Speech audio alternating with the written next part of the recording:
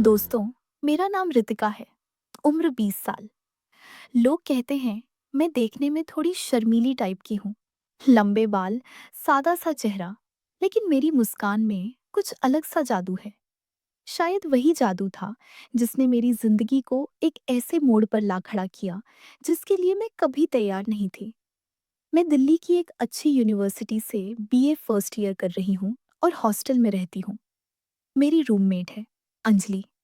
वो भी 20 साल की है, लेकिन बिल्कुल मेरे ऑपोजिट। मैं शांत, सोचने वाली, चीज़ों को दिल में रखने वाली। और वो बोल्ड, बेपरवाह, खुलकर हंसने वाली, जैसे दुनिया की कोई बात उसे डरा नहीं सकती। छोटे बाल, बड़ी बड़ी आंखें और एक अजीब सा कॉन्फिडेंस जो लोगों को उसकी तरफ खींच ले। जब मैं यहाँ आई थी, तब मैं बहुत सीधी थी। स्कूल लाइफ में कभी किसी लड़के से उस तरह की दोस्ती भी नहीं हुई। रिश्तों से मुझे हमेशा डर लगता था, शायद इसलिए क्योंकि मैं खुद को समझ ही नहीं पाई थी।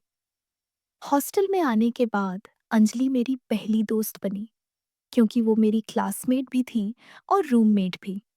शुरू में हमारी बातें बिल्कुल नॉर्मल थीं। पढ़ाई, घर, परिवार, फ्यूचर। धीरे धीरे वो मेरी आदत बन गई। रात को सोने से पहले की बातें, साथ में मैस जाना, छोटी छोटी बातों पर हंसना।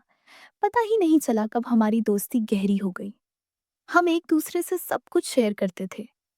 मैं उससे अपने घर की परेशानियां बताती, वो अपने रिश्तों की बातें। वो अक्सर कहती थी कि उसे बंधन पसंद नहीं, वो दिल से जीती है। तब मैं उसकी बातों को बस उसकी मस्ती समझती थी। लेकिन एक दिन सब बदल गया। वो पहली बार अपने बॉयफ्रेंड से मिलकर लौटी थी। चेहरे पर एक अलग चमक थी। हम दोनों बैठे थे और मैं उससे लगातार सवाल पूछ रही थी। कैसा रहा? क्या किया? कैसा महसूस हुआ? वो मुस्कुराते हुए सब बता रही थी। जैसे जैसे वो आगे बोलती गई, मेरे अंदर एक अजीब सी हलचल होने लगी। मुझे खुद समझ नहीं आ रहा था कि मैं इतना ध्यान क्यों दे रही हूँ, क्यों उसकी हर बात मेरे अंदर उतर रही है। अचानक उसने कहा, तुझे भी एक बार ट्राई करना चाहिए। उस पल मेरा दिल जोर से धड़कने लगा। क्या सच में मैं चाहती थी, या बस क्यूरियोसिटी थी? मैंने हंसकर बात टाल दी। डर था, खुद से भी और उस एहसास से भी जिसे मैं नाम नहीं दे पा रही थी। लेकिन उस दिन के बाद सब नॉर्मल नहीं रहा। मैं पढ़ाई करती, लेकिन दिमाग कहीं और चला जाता। रात को आंख बंद करती तो वही बातें याद आती। मैं खुद से सवाल करने लगी, क्या ये गलत है?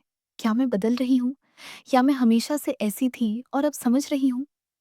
एक दिन मैं नहाकर बाहर आई, तौलिया लपेटे आईने के सामने खड़ी होकर कपड़े बदल रही थी।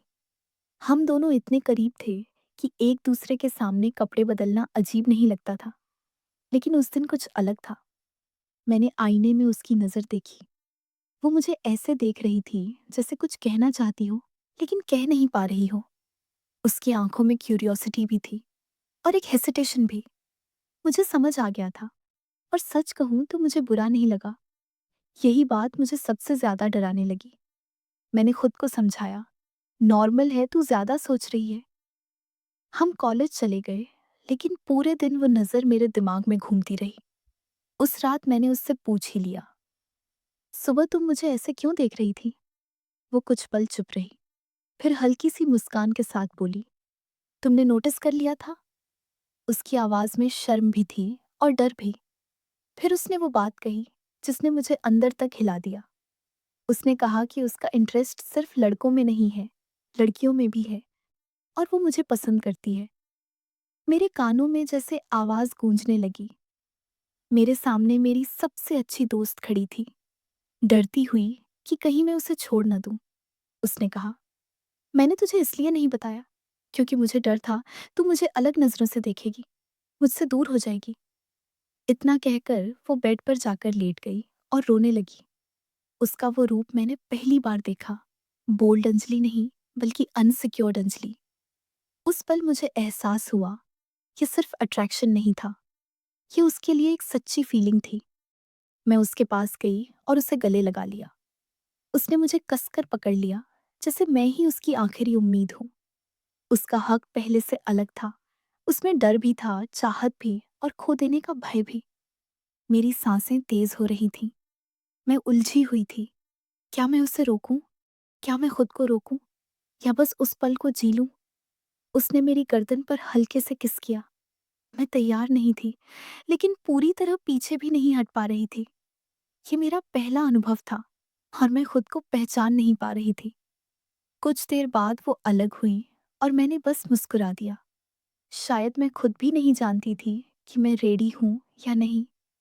उसने मेरे होंठों को छुआ और मुझे धीरे से बेड पर लिटा दिया। मेरी टी शर्ट उतारी और मेरे कंधों पर काटने लगी हर स्पर्श के साथ मेरे अंदर एक युद्ध चल रहा था।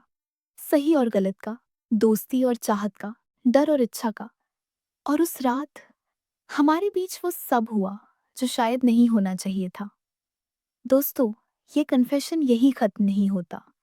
अभी और भी बहुत कुछ है जो रितिका ने मुझे बताया। अगर आप चाहते हैं कि मैं रितिका के इस कन्फेशन को अच्छे से डिटेल में बताऊं, तो मुझे कमेंट्स में ज़रूर बताना। और अगर वीडियो अच्छी लगी हो, तो वीडियो को लाइक करना।